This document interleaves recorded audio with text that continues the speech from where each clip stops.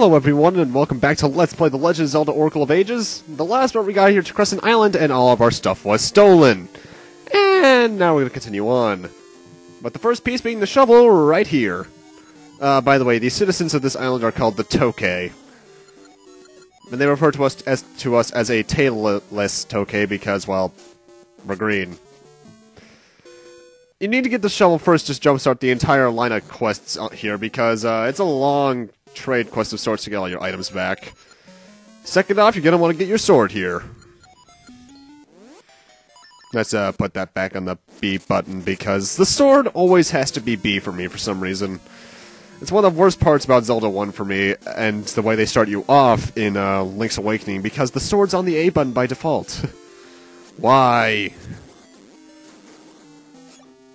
I actually really never understood that whole design choice. Mind you, it is Link's primary action, which the A button is usually, but ugh. Anyway, that scrub there sells shields for 50 rupees, which is the only way you can get one back at this point, so you're gonna have to shell up some cash if you want to get a shield again. The Tokay who stole your shield is on the island, but we can't get to him for a long time. Also, here we are on the map.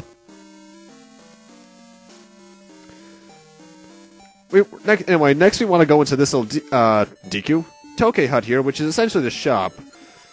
We want to get the power bracelet first, however, the thing that he wants for it, which is 10 cent seeds, we don't have yet, so we're gonna have to trade our shovel for it.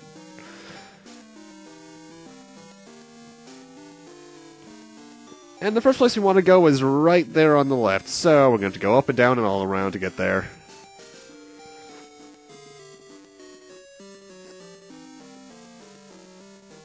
And here we are. Oh gee, based off the cracked blocks, I wonder what we're going to get here. A bomb! I was not surprised at all. Anyway, let's equip those bombs so we can break those blocks in the previous room.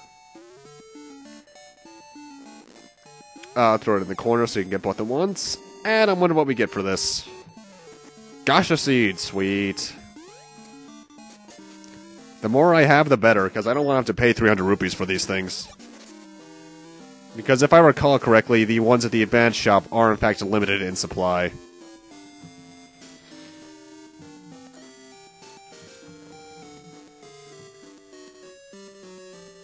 Anyway, now that we have bombs, we can open up this cave right here.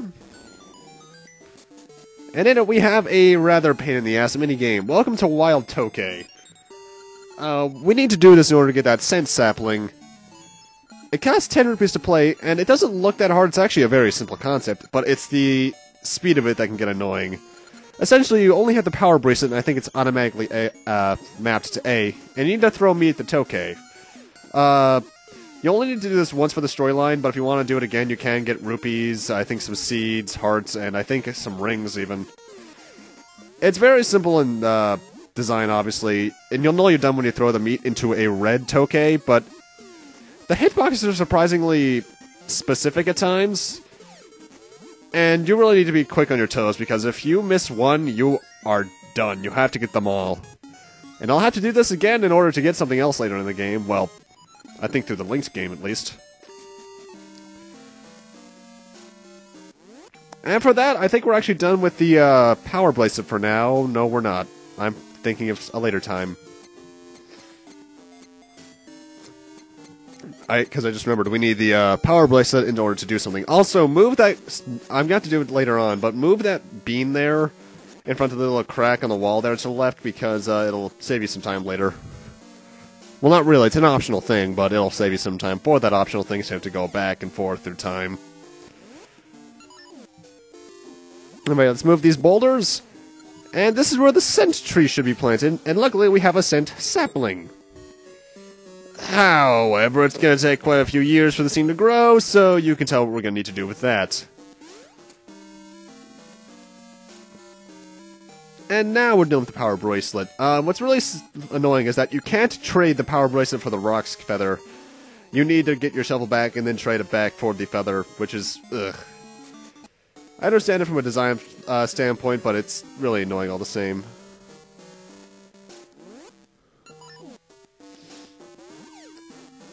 Anyway, now we can jump over those pits a couple screens back and come into this cave. I wonder what we're getting in this area based on the fact it was in the bottom right of the screen. Oh, really? Yeah, that's one annoying thing about rooms like this. If you fall in the water, you're sent all the way back to the beginning. I think Minish Cap is the first Game Boy game to not do that, or Zelda Game Boy game at least. And we got our flippers back, so now we can swim.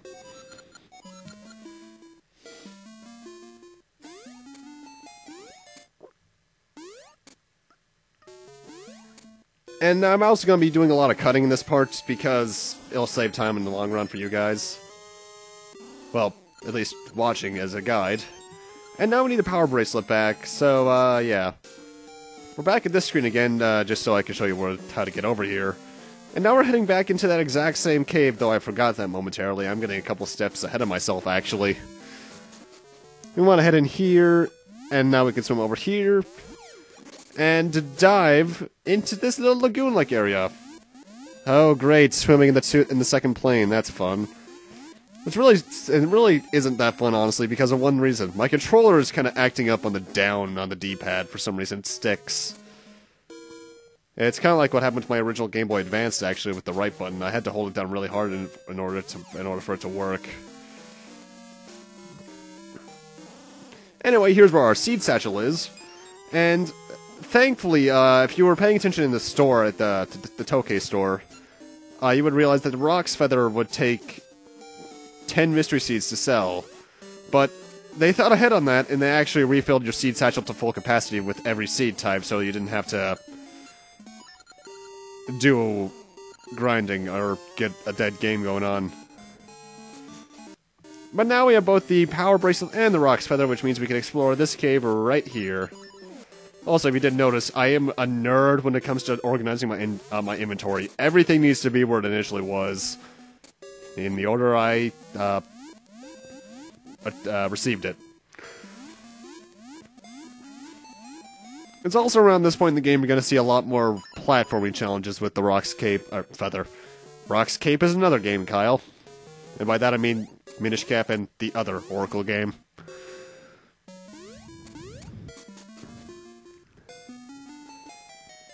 And over here we get our mystical heart back. No, I kind of wish all the Tokays had something more unique to say, because they all say exactly the same thing, just with a different word every here and there. But now that we have that, we can travel back to the future, or present. Time travel's weird.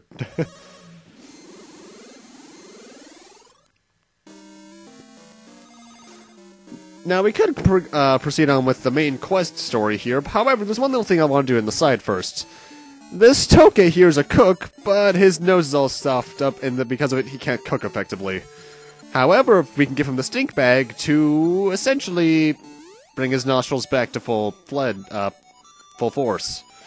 And for doing that, we get meat. Now, obviously, that should be the end of the side quest, because that's the best reward you could ever get, but no, we still have a while to go, people. I think until around Dungeon 5, actually. Anyway, it's here that I need to move this plant because I forgot to do so earlier. I'm just moving it onto that little tile there.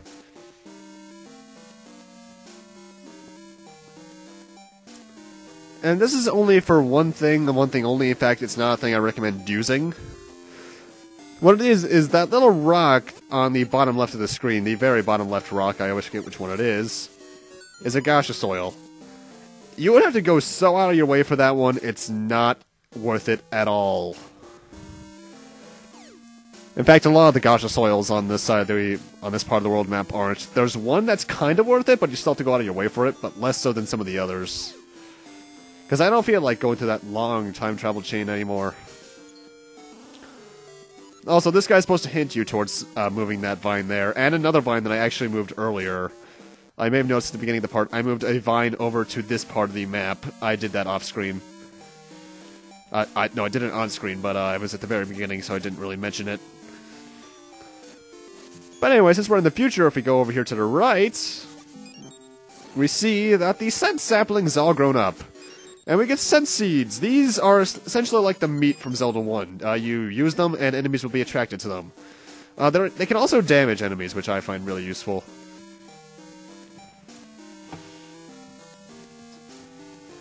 And luckily, there's a convenient little cave here, so I can cut back to the Tokay hut very easily.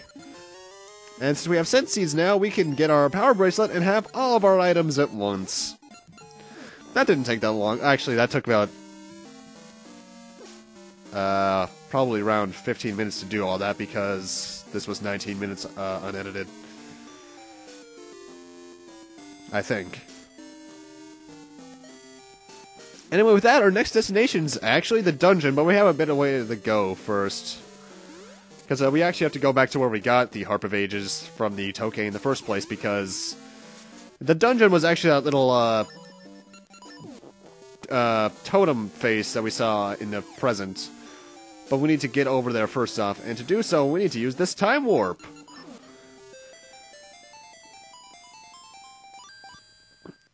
Let's do the time warp again?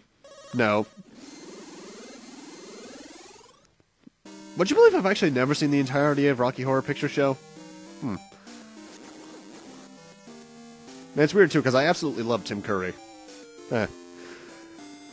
Anyway, I'm showing off a little something optional over here. For the first time in the game, this is the Fairies Fountain. These completely restore your health.